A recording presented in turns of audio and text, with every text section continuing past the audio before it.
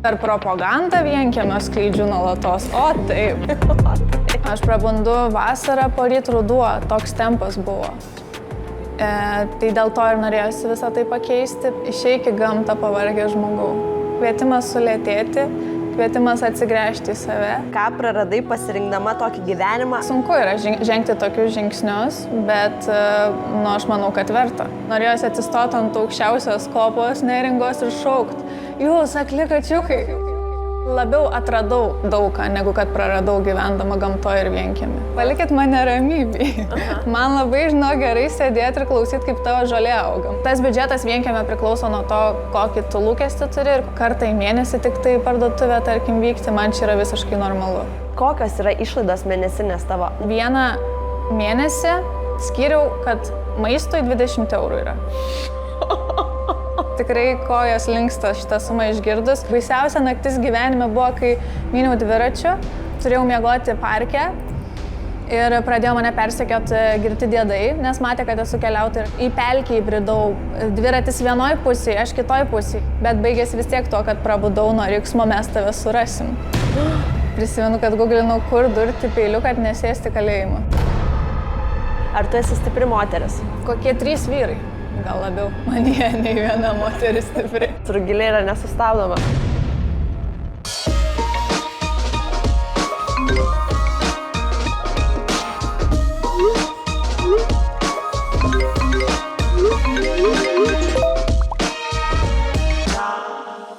Tai paskutinį kartą, kai keliavai, ane? Grįžai į Vilnių. Parskridau. Aha. Ir tada iškart važiavau atgal. Aš į miestą važiuoju tada, kai susiplanuoju ir nusiteikiu. Tai nereiškia, kad jeigu jau gyvenu Vienkiemy, tai jau viskas, alergiją turiu miestui. Ne. Mėgstu aplankyti čia parodas, pasikultūrinti kažkaip, bet tam reikia nusiteikimo, nes truputėlį kardinaliai skiriasi mūsų pasauliai. Čia aš, tarkim, ateinu ir man reikia prie šviesoforą laukti, kad aš gatvę pereičiau. Namuose aš tiesiog einu ir vienintelis dalykas, kuris laukuose mane sustabdo, tai tvora nebent, bet ir tai tik tol, kol pasikeliu sijoną ir einu toliau. Aha. Ir tas visas tempas žmonių yra čia, tu nori, nenori ateini ir jau tu žiek leki su mine kažkur. Žinai, man dabar jausmas, aš apskritai taip laukiu šito pokalbio, bet jau dabar jausmas, kad aš kalbu su kažkuo iš praeities. Bet nežinau, yra tau kažkas taip sakė? Va dabar aš taip pajaučiau natūraliai, kad tu, man nesitiki, kad tu ten gyveni, aš tikiu, kad, ta prasme, žinau, kad tu ten gyveni, bet atrodo, kad aš šneku su kažkokia sena siela iš praeities ir aš jos galiu paklausti klausimų, vat, kaip anksčiau būdavo. Kažkaip man tai asocijuojasi, žinai, ne tik, kad nėra tų žmonių, pramogų, bet visiškai kitas tavo vidinis pasaulis. Tai va, tai šitas. Esu girdėjus tokių. Vienas iš dažniausiai, ypač kai tranzuoju, tai būna, galvau, kad 19 amžiaus našlė prie kelio stovi. Tai va šitą energiją tu nenašlėsi, bet senos, brandžios sielos ir šiek tiek a little bit of tokios mistikos. Visada tokia buvai, ar tai įvyko, kai persikraustė į Vienkiemį?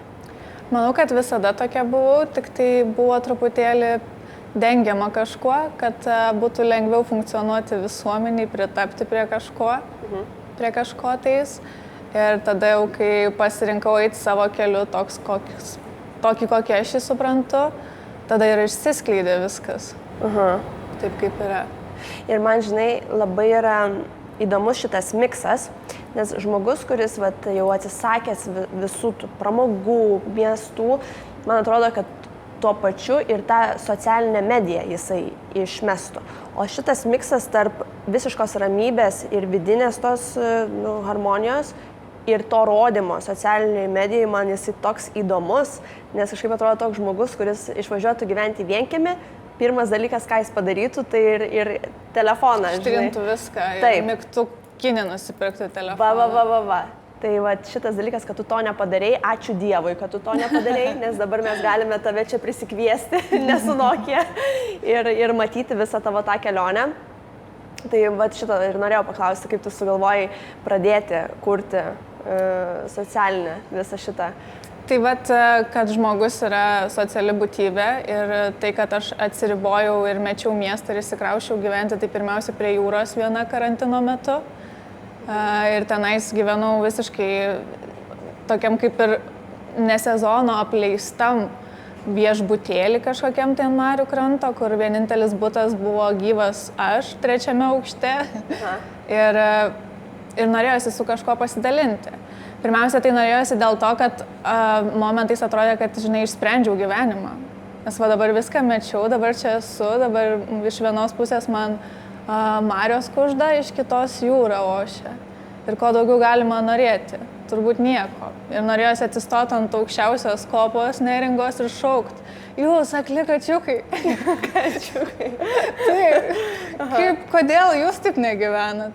Ir tada galų gale supratau, kad vis dėlto suprantu, kad nieko nesuprantu, bet tas dalinimasis liko, socializacija tam tikra, kažkoks ryšys su žmonėmis. Ir po to tai virto į tai, kad gaunu ilgiausias žinutės, kad tu įkvepi mane kažką tai veikti, kažko tai imtis, kažką daryti, nebijoti, ypač iš moterų pusės.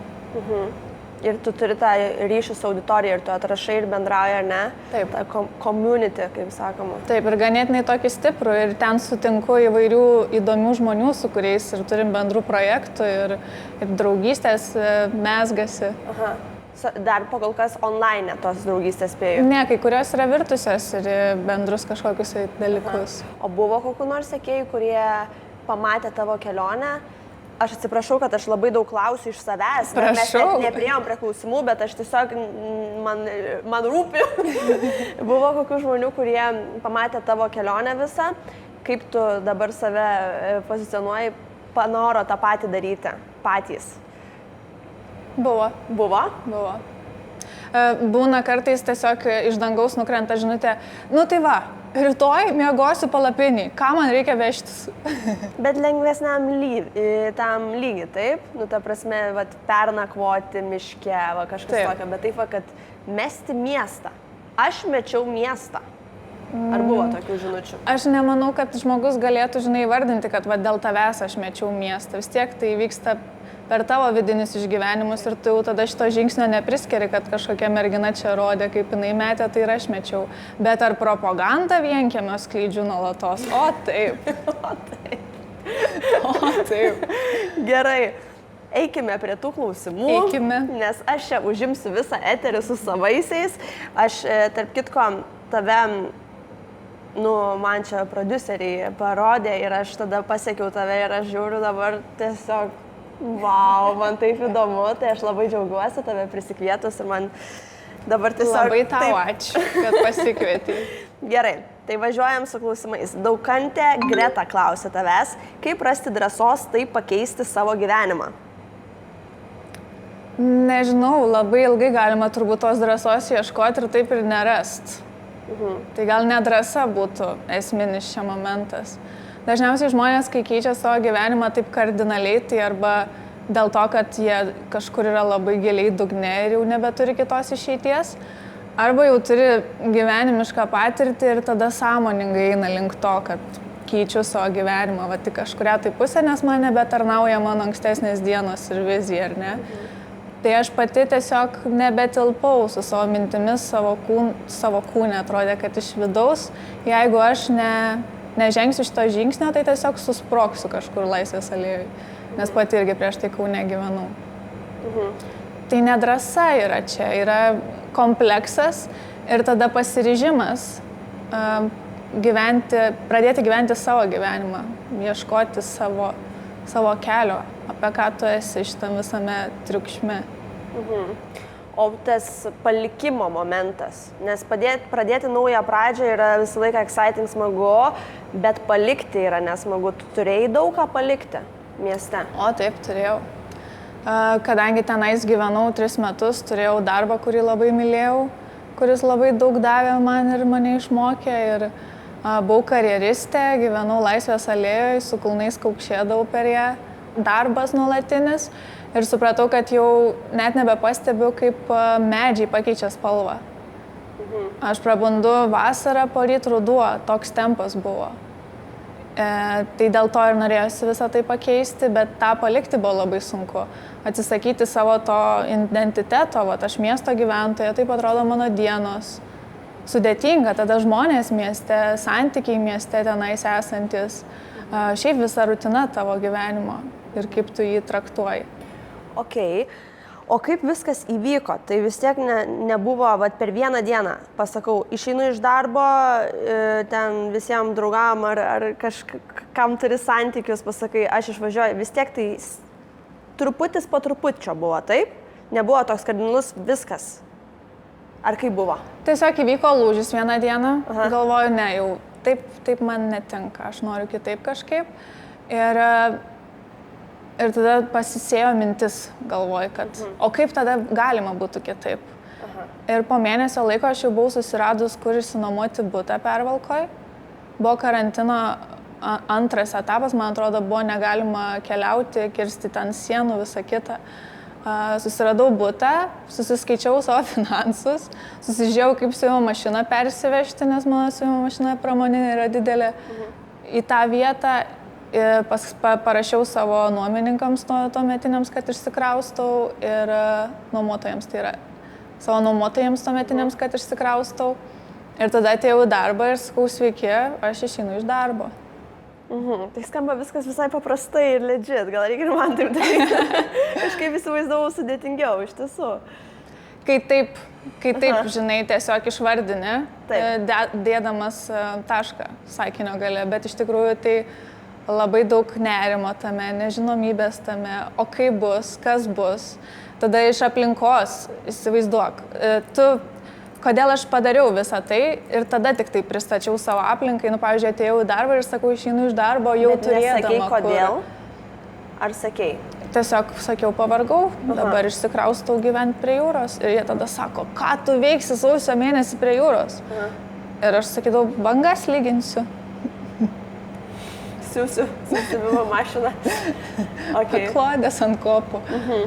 Tai sunku yra žengti tokius žingsnius, bet aš manau, kad verta. Jeigu tu jauti, kad tau reikia šito dabar, tai gal nepabandžius. Ir iš aplinkos būdavo, susilaukiau tokių visokių, žinai, bet tu turi darbą gerą, tu turi jau čia vietą, tu jau čia karjerą darai, viską turi, kodėl tau reikia dabar.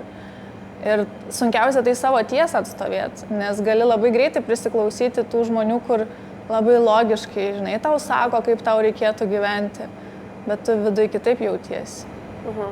O tai dabar jau padarius esi išvadas, kur tu jautiesi laimingesnė? Vidury laukų. Gerai. Labiausiai. Labiausiai, gerai. Vieno kito medžio galbūt. Gerai, tai miesto gyvenimo, aišku, pilna buvo šitų klausimų, užbėgu įvykiams už akių, miesto gyvenimo nepasilgai. Ne, nepasilgau. Net prisėdau pagalvoti aš kažkurią čia dieną, kas man yra miestas ir ar aš norėčiau kažkada jį grįžti. Irgi kategorizuoti tai nemėgstu dalykų, nes niekada nežinosi, kaip bus, bet šiuo metu gamta yra atsakymas. Ir ko pasilgau, ne viską pavyko perkelti man į tą vienkiemį. Teko atsisakyti aukštų kulnų, nes tik su tokiais batais vaikščiau ir kai atsikėliau į Neringą, pusę metų mokiausi su žemais batais eiti. Nagai buvo mano visą laiką labai ilgi ir lūpos raudonos. Tai viskas, kas liko ir kas tilpo į lagaminus, tai tik raudonos lūpos į vienkiemį. Vau. O čia tavo buvo tokia išraiška, toks stilius, ar ne, kai gyvenai mieste? Aš tokia nuo vaikystės mėgėja save išreikšti, buvau per rūbus.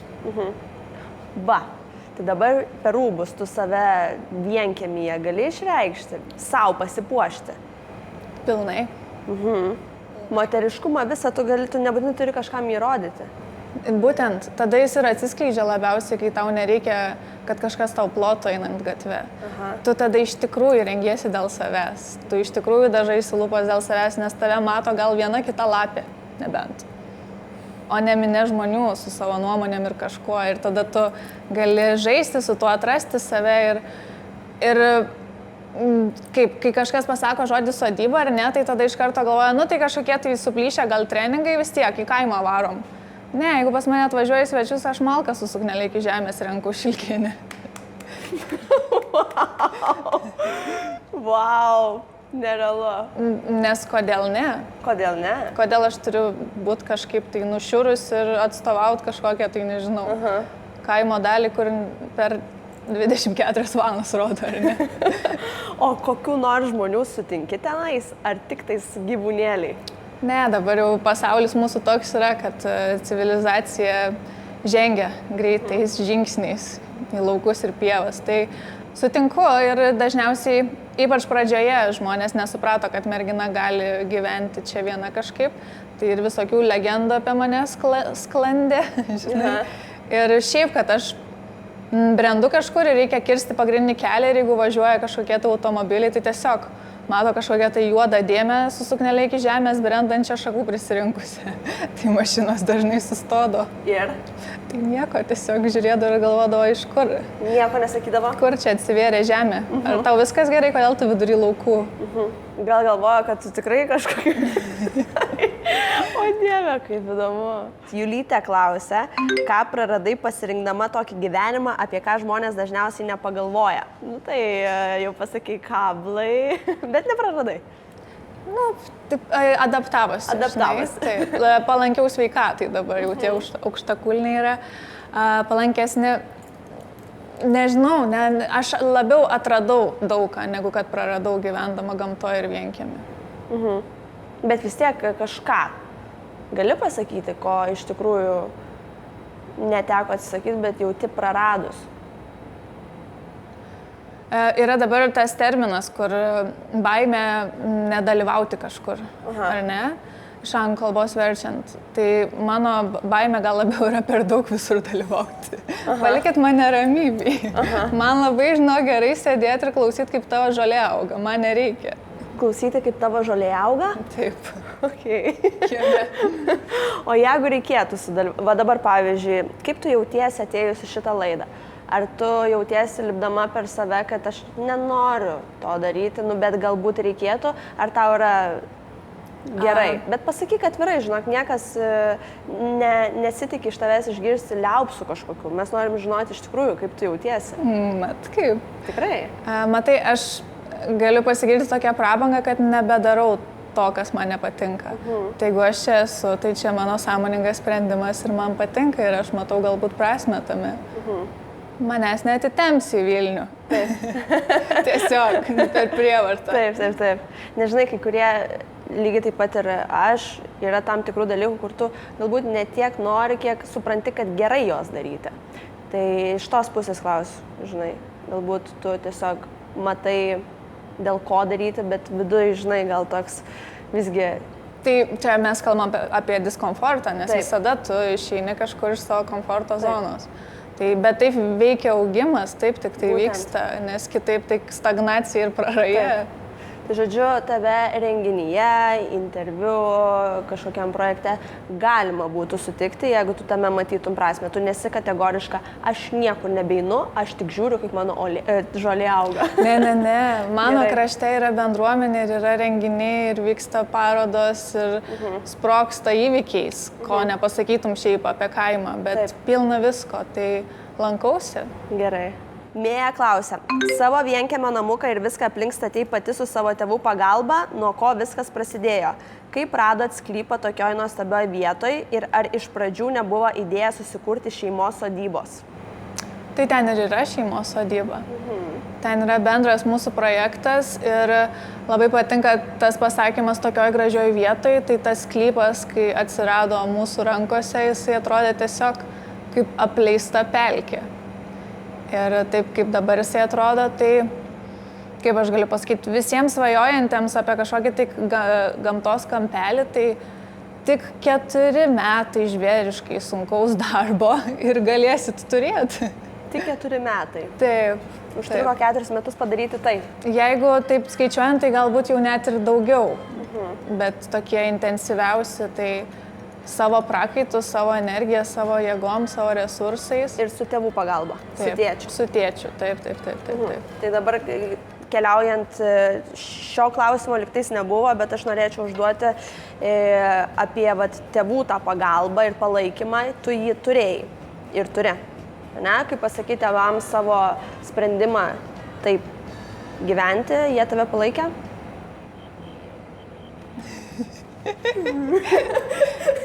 Ne, iš tikrųjų tai palaikė. Ir toj mūsų šeimos sodybai tai aš ukvedys esu. Tenais prie ežero turėti namus, tėčio mano sena svajonė yra. Kaip smagu tėvams, kai vaikai išpildo jų svajonės.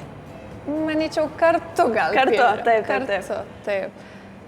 Ir aš turėjau nuostabų laiką su savo tėčiu, su savo mama, kur mes kartu lipdėm namus. Nes į tą kraštą kažką prisikviesti pagalbos, labai beveik neįmanoma realiai. Rasti kažkas, kad tau, tarkim, iš Kauno ar iš Vilniaus meistrai kažkie važiuotų. Tai ir lipdėm pečių kartu, sienas dažėm, tinkavom, betonavom, statėm, kėlėm. Taip. O dabar tėvai yra dažnas svečias? Vis dar vyksta pas mus statybos, tai laisvesnį savaitgalį kartu kažko užsiemam. O kokie yra tavo tėvai? Tėtis iš kito pasaulio truputėlį, toksai svajoklis ir jeigu jisai pasakė, kad kažkas pasidarys, tai ir pasidaro. Ok. Taip, viską moka nuo pat pradžių, o mama yra deivė mūsų namų. Turiuomenį tai, kad tėčio stiprybė turbūt ir yra joje, nes jinai sugeba atskleisti jo visas svajonės išsiskleisti. Taip. Labai gražiai pasakė. Ir jie eina koja kojon ir turi gražų santykį ir turi puikius vaikus ir puikius namus. Turi brolių seserų? Turi sesę. Irgi tai į tą pačią pusę, ar kokia nors marketingistė? Jinai yra jaunesnė už mane ir kol kas dar ragauja miesto. Ok. Kol kas. Kol kas. Manai, kad gali būti, kad irgi norėtų gyventi kaip ir tu? Šitam gyvenime nieko nežinosiu. Nieko negali žinoti. O kaip su kelionėm, papasakok? Kaip su tom kelionėm? Kaip yra su kelionėmis?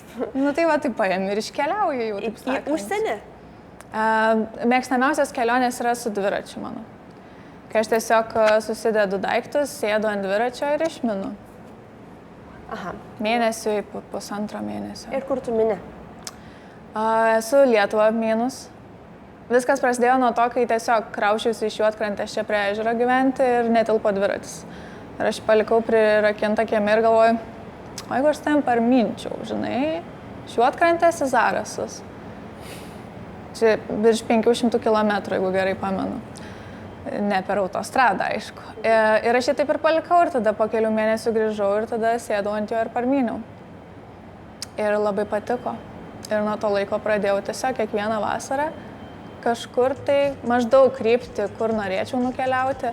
Tai esu į Rygą numynus, tada čia Latvijos pajūrių. Labai patinka man pajūris. Pernai myniau į Suomiją per Taliną. Tai lėktuvai tai ne fasonas? Galima ir su lėktuvais, tikrai. ir paskraidau ir su lėktuvais. Ir tos kelionės, jos būna tokios irgi.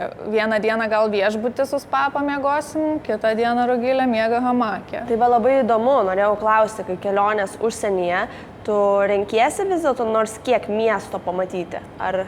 Taip, be abejo. Taip. Čia yra pažinimas ir kai dviračių menu irgi yra apie tai, kad nėra, žinai, kad aš susidariau tam vienkiemį ir dabar jau esu prieš miesto gyvenimą, prieš miesto žmonės ar šiaip prieš žmonės. Ne, yra daug paprasčiau ten, kur mane nuveda ratas dviračio, nurieda, ten aš atsiduriu ir mėgaujuosi, kas yra aplinkui. Bet tai tiek kilometrų numinti, tai čia visų pirma, tai fizinio pasiruošimo labai stipraus reikia. Ar tu esi stipri moteris? Stiprus, kokie 3 vyrai. Gal labiau manyje nei viena moteris stipri. Oho, girdit, kas čia vyksta? Pas mane 1,5, manau. Žiūrėk, pradėk statyti namus, pamatysi. Gerai. 1,5 užsikars greit ant galvos. Tai žodžiu, 500 km padaryti sportinio pasiruošimo kaip... Entuziazmo reikia. Reikia tikėjimo savim, reikia, dar kad ne 40 metų, galbūt tai irgi... Kiek metų, jeigu galiu paklausti? 28 neseniai su ja. Tai tos kelionės dviračių ir važiuoju aš dėl to, kad turiu kažkokį tai užsispyrimą ir tikėjimą. Taip. Su senu dviračiu. Tas dviratis, su kuriuo parminiau, mano senelio buvo. Prieš tai pirktas iš kažkokio turgelio, kur neveikia bėgiai ir stabdžiai ant jo. Tai viską pati? Ne, o ką man stabdžiai, aš nesustabdoma. Tu be stabdžių važinėjai. Turim tai? Nu taip. Tai bet čia tik 500 km, po to kai myniau 1000. Palauk. Tu palauk, čia rimtai ar kas? Aš rimtai. Be stabdžių. Surūdyja. Žiūrėk, pas mane buvo tiek taišku, kad man stabdžių nereikėjo. Jinai nesustabdoma. Va čia yra apibūdinimas, rugilė yra nesustabdoma. Jie nereikia stabdžių. Vaje. O dabar su mašina atvažiavai? Taip. Stabdžiai yra mašinai? Yra. O kam tu stabdžių? Nu, gal mašinai būtų pavojinga, neatsakinga prieš kitus. Baba. Gerai. Tai ką noriu pasakyti, tai tame dviratyje neveikė, o po to jau, kai 1000 pasiryžau minti su viršumi, aplinkui Lietuvą, mastelijos, tai jau tada mano teta paskambino man ir sakė, žiūrėk, Rugilė, mes neiškentėsim, jeigu tu vėl ant to dviračio sėsi. Be stabdžių. Va, imk dviratis, jis stovi pas mane, tavo puškės, imk, tu jį pasimk ir su juo mink. Atsiutė man dviratį. Nu ir tu sutikai? Taip, sutikau. Bet tavo, aišku, mielesnis tas be stabdžių. Ne, aš atsisėdau ir į kalną minti ir, žinai, bėgis persijungė ir aš tokia, wow, čia technologija. Čia taip galima. Ir tada, žinai, nesukoja stabdyti, reikia, wow. Geras. Greta, klausiu tavęs, kaip jautiesi, kai aplinkiniai tave vadina ragana ir atsiskyrėlę?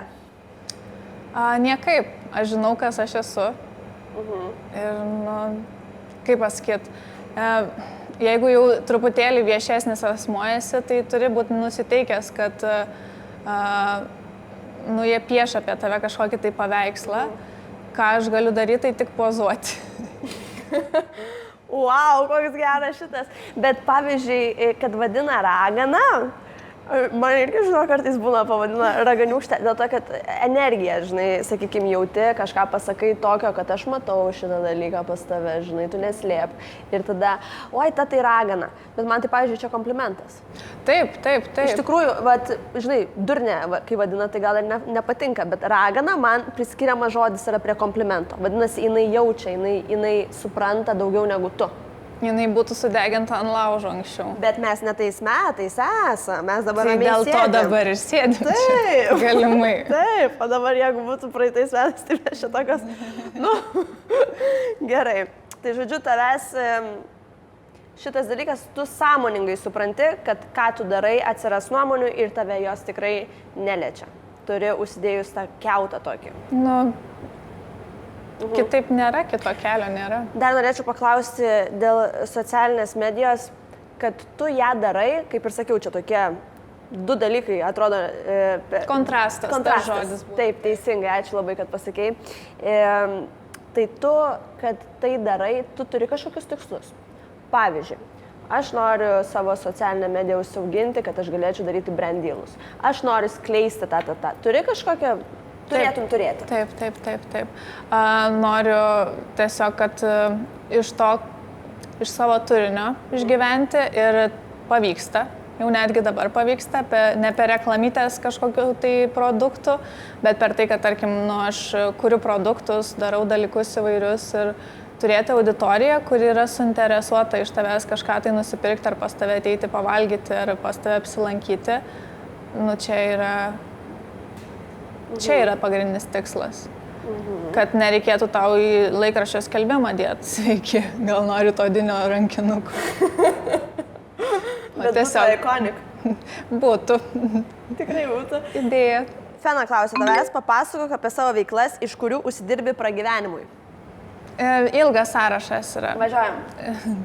Siuvėja, virėja, grafikos dizainerė, turinio kūrėja.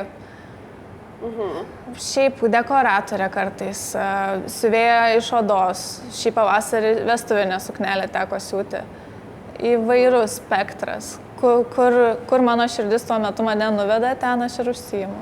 Austė, klausiu tavęs, koks jausmas neturėti vieno pastovaus darbo, ar neapima nerimas?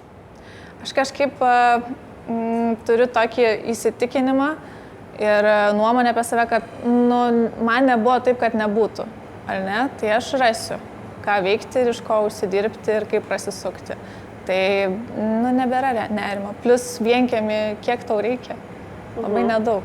Man labai privedai dabar prie kito klausimo, kiek reikia pinigų pragyvenimui, klausia tavęs, wellness scam. Ar teko ko nors atsisakyti? Atsisakiau, tiesiog sąmoningai gavosi tie tokie atsisakymai. Tarkim, ir šiaip aš labai taupus žmogus esu, mano rūbai yra nei vieno naujo nepirkta, nežinau jau kiek 10 metų. Tada tu atsikraustai į vienkiemį, nebėra kaip užsisakyti maisto. Boltas neveža? Boltas. Toli gražu. Už kokios 1,5 valandos kelio gal miestas kažkoks ir vežantis būtų, bet... Ir tada daug ką gali užsiauginti pati, gali prisigrybauti, prisižvejoti, prisiogauti, iš to gyventi. Tai tas biudžetas vienkiemė priklauso nuo to, kokį tu lūkestį turi ir kokius įpročius turi. Būna žiemų, kai mane užpusto ir tada būna, kad sniego paklotėse esu įkalintas su automobiliu vidury laukų. Ir iš viso kartą į mėnesį tik tai parduotuvę, tarkim, vykti, man čia yra visiškai normalu. Ir taip iš tikrųjų ir darai, ar ne? Stengiuosi. Dabar truputėlį aktyvesnis etapas yra, kai turiu visokių darbų aplinkui miestuose ir miesteliuose, tai jau tada gaunasi pakeliui, bet anksčiau, kai pilnai atsiribojus buvau nuo visko, tai kad ir 1,5 mėnesio be parduotuvės. Tai reiškia, jeigu aš kažką darau ir trūksta grietinės, tarkim, tai čia man ne pasaulio pabaiga. Su kuo aš čia kalbėjau, palauk, ar tik ne šitoj laidoj, kad mes šnekėjom, aš gyvenu prie pat parduotuvės. Žodžiu, kad 2 minutės man eiti iki parduotuvės. Ir kai aš pradėjau taip gyventi, jau kokius 3 metus, kad visą laiką parduotuvė šalia, aš galvoju, bet būtent su ta grietinė tu man priminei, nes aš visiems sakau, aš neįsivaizduoju, kaip reikėtų gyventi, jeigu mano parduotuvė būtų 10 minučių nuo mano namų, o man reikėtų, pavyzdžiui, grietinės. Ir iš tikrųjų, dabar man atrodo kažkokia mistika, kad labai toli būtų parduotuvė. O kai aš pravažiuoju tos vienkiemius, irgi lygiai tą pačią, kas čia su ta grietinė, lygiai tą pačią mintį sakau. Klasika. O kaip, pavyzdžiui, jeigu jie ten kokį kugelį valgo ir jiems grietinės pritrunka, ką jie valandą laiko važiuoja? Nevažiuoja? Nevažiuoja, būna susiplanavę iš anksto arba iš rieštų pasidaro grietinę. Iš rieštų? Iš saulėgrąžų galima grietinę pasidaryti. O viešpačiau. O dabar klausimas man dėl saldumynų, visokių torčiukų ir taip toliau. Tavo tikriausiai mityba yra tokia, kad atsisakiusi, ne? Jis yra daug švaresnė negu gyvenant 5 minutės iki parduotuvės, nes pripažink, kai tu eini nusipirkti grietinės, tu nusiperki ne tik grietinės. Aš Rugilę nusiperku visko. Visko. Ir tada tiesiog tas čekis jisai ilgiai ir va grįžtam prie taupimo. Atimk iš savęs parduotuvę ir pažiūrėk, kiek sutaupysi per mėnesį. Jeigu tu savo sakytum, nu gerai, šitą įsivaizduokim, kad nedirba ir dabar man kiekvieną kartą reikia į 10 minučių. Tai gal ne visada eitum? Ne. Tai vienkiemis nėra kito pasirinkimo. Tu arba pasidarai pats, arba išknisti spinteles ir kažką randi. Tai ir mano darbas su maistu suintensyvėjo ties tuo, kad dėl to, kad aš gyvenu vienkiemį ir moku iš kirvio sriubą padaryti. Tai gerai, dabar kalbant pinigų temą, kaip suprantu, išleidi tikrai mažiau negu užsidirbi. Tikrai taip. Yra tas momentas, kad tikrai gali susitaupyti. Nes buvo klausimų, kad kaip išeina tau tų pinigų susitaupyti ar užsidirbti. Tai dabar, kai papasakoji, tai spėju, nėra tos išlaidos didelės pas tave. Ne, tu kai išeini pasivaikščio, tau kainuoja tas pasivaikščiojimas. Nu, man labai knieti, aš labai noriu paklausti, man taip įdomu, kokios yra išlaidos mėnesinės tavo. Nesakyk specifinės sumos, bet bent jau suvokti, apie ką mes šnekam. Nu, tai gali būti neadekvačiai maža suma. Aš ir taip galvoju ir dėl to aš noriu neadekvačiai maža suma. Tarkim, kai aš buvau išėjusi pensiją, nes buvo ir toks laikotarpis. Atsiprašau. Aš tiesiog susigalvojau, kad dabar nebedirbsiu. Ai. Tiesiog žiūrėsiu, kaip snaigės krenta ir ieškosiu vienodų. Ir nedirbau, ir neužsiėmiau jokiais dalykais, ir tiesiog pasidėliojau savo turimą biudžetą, tarkim, 3 mėnesiam. Ir aš 1 mėnesį skyriau, kad maistui 20 eurų yra. Ir aš tiesiog nuvažiavau į parduotuvę, nusipirkau bazinių kažkokių tai dalykų su akcija, nes labai mėgstu.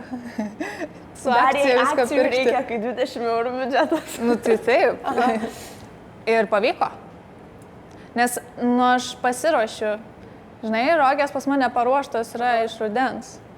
Taip gyventi. Wow. Nu, tikrai negalvojau 20 eurų, žinai, galvojau, mes kalbam apie kokį 500 eurų. Tai atsakau. Tikrai kojos linksta šitą sumą išgirdus. Ir daug kas, aš neskelbiu tokios informacijos, nes sunku patikėti žmonėms. Žinai, nelogiška. Ypač dabar, kai ten sviestas kainuoja tiek, kiek kainuoja. Čia truputėlį anksčiau buvo. Viską, ką įmanoma, pasidarai pati.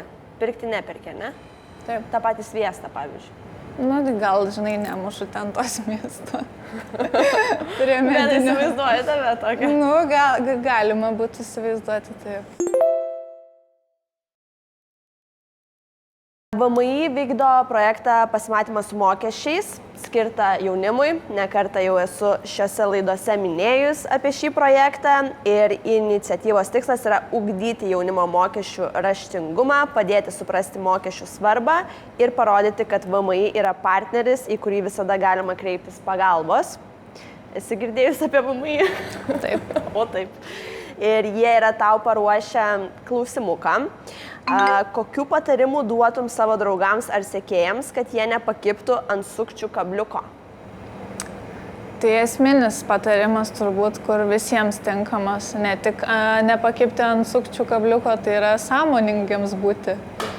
Kai kažkokią tai tokią veiklą darai, kur susikaupimo reikalauja, tai gal reikėtų plačiau atsimerkti ir sulėtėti. Nesi pati pakliuvus ant sukčių kabliuko? Ne. Kol kas. Na, žodžiu, jeigu taip netyčia būtų, tai pirmiausia įjungiam sąmoningumą. Taip. O tada, jeigu ką, dėl visko teiraujame su VMI. Ar Rugilės širdis laisva? Kuo nustebinti viską mačiusią merginą per pirmą pasimatymą? Kaip čia pasakyti? Aš gal taip pasakysiu. Aš ką mylėti turiu visada. Ko neturiu, tai laiko. Tai nekvieskit manęs į pasimatymus. Bet jeigu pakviestų vyriškis, kuris patrauktų tavo dėmesį ir padarom scenarijų, jisai gyvena mieste, ar tai yra įmanoma kažkoks kolabas? Turėtų būti labai panašus interesai mūsų.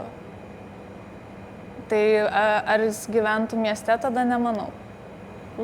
O jeigu jis labai skirtingų vienkiemių, vienas vienam Lietuvos gale, kitas kitam. Tai su dviračiu. Įdomiau, taip tik įdomiau. Taip tinka. O tai vieniša vis dėlto, kaip supratau, esi. Na, ta prasme, antrą pusę neturi. Mylėti, ką turi visada. Gerai, tai žodžiu, palieki tokį open atsakymą, ar ne? Gerai, kaip norim, aš tikrai neversiu atsakyti. Klaudija klausia tavęs, kiek ilgiausiai esi išbuvusi be žmonių ir tik su savimi vienkiemyje? Ar esi labiau intravertiškas žmogus?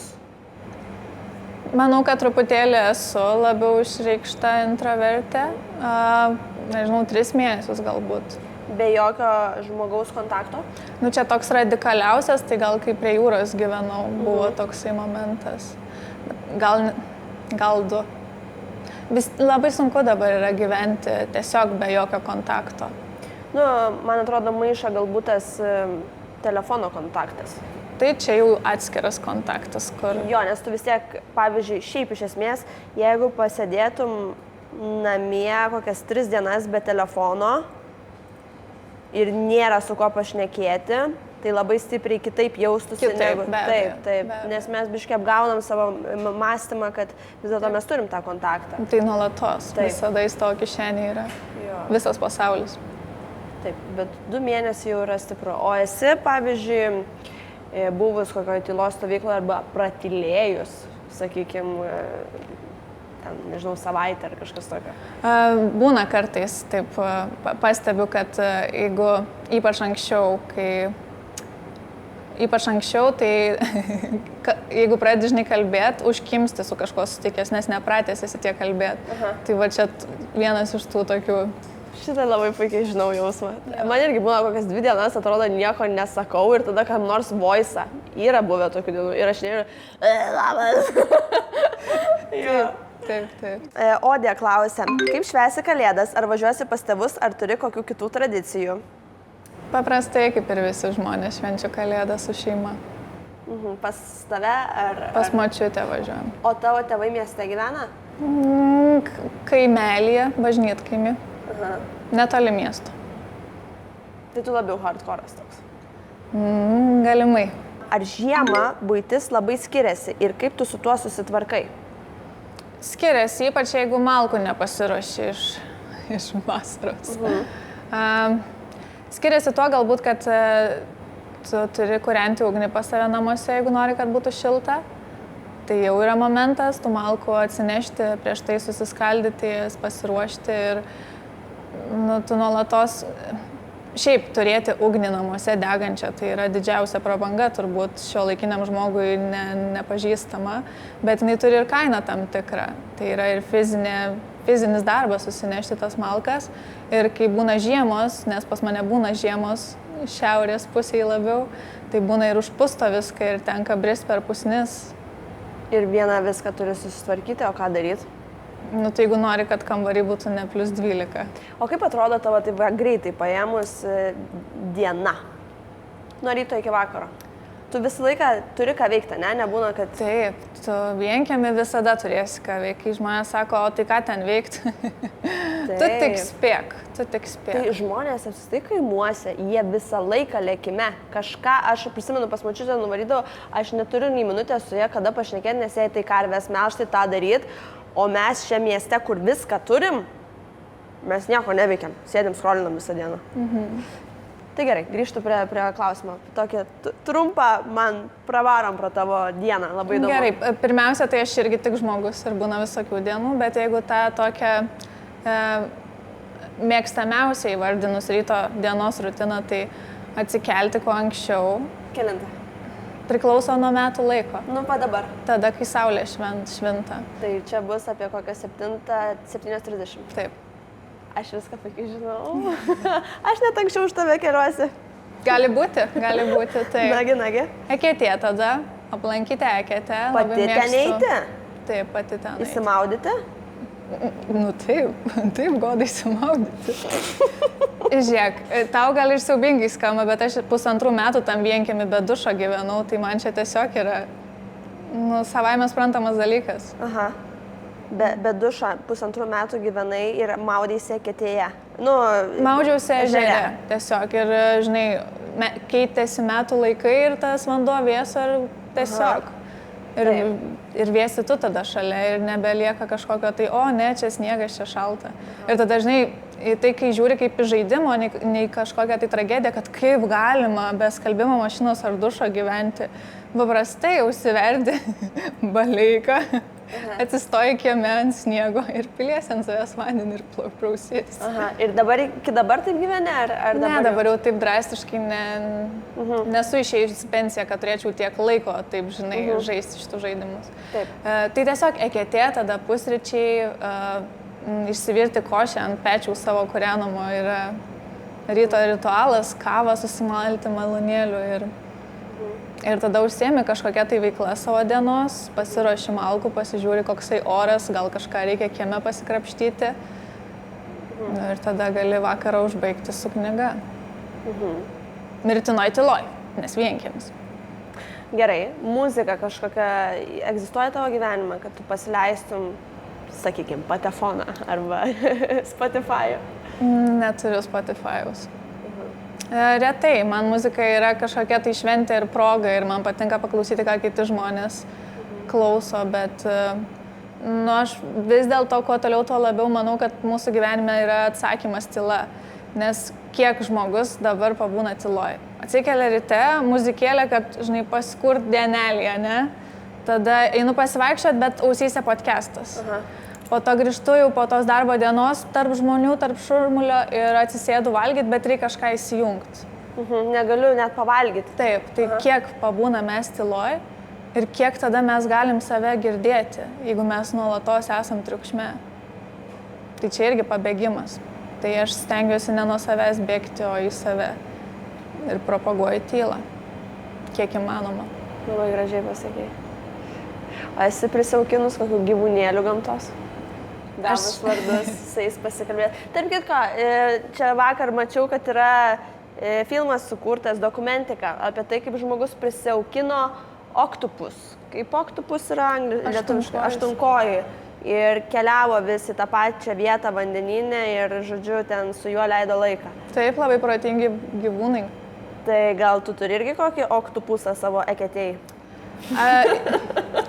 Aš stengiuosi gamtą palikti tokią, kokia jinai yra ir leisti jai būti ir kuo mažiau į ežinį kištis, bet yra vieniša gulbė, kuri atplaukė pas mane į ežerą. Ir kai aš buvau pasadinus saulėgrąžas į vieną iš ežero salų, jinai tenais įsikūrė ir manęs nulaužė. Tai mes turim tokį santykį, žinai, jinai atplaukė pas mane ir kai aš maudausi ryte, jinai išsirenka vieną iš salų ir tenais prieš saulę savo sparnus džiovina ir mes tokią draugystę palaikom. Bet tolimą, platonišką. Papasakok apie sunkiausią naktį praleistą vienkiemyje, jeigu tokia yra prisiminimuose. Vienkiemyje nėra tokios. Apart to, kad dar kai visai statybose gyvenau, buvo dingusi elektra, nes tada elektrą šildžiausi namus ir tada tiesiog buvo -17 gal lauke. Tai aš galvoju, nu tai kaip, tai dabar kūrensim laužą.